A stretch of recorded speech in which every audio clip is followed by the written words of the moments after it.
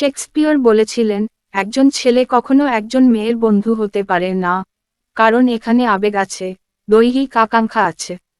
একই কথা বলেছেন আইরিশ কবি অস্কার উইল্ড।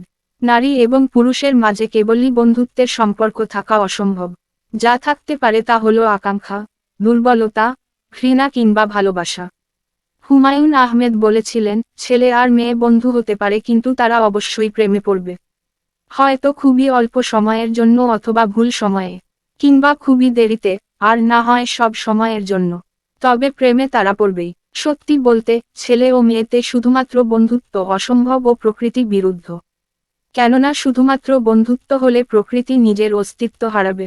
চুম্বক আর লোহা কখনো পাশাপাশি থাকতে পারে না, আকৃষ্ট করবেই। যদি কেউ তা এড়িয়ে যায় তবে সে ভণ্ডামি করছে নয়তো ধোঁকা দিচ্ছে। আগুনের পাশে মোম বলবেই। ছেলে ও মেয়ে বন্ধুত্ব হতে পারে, কিন্তু একসময় প্রেমে বা অবৈধ সম্পর্কে রূপ নিবেই। আর এটাই স্বাভাবিক।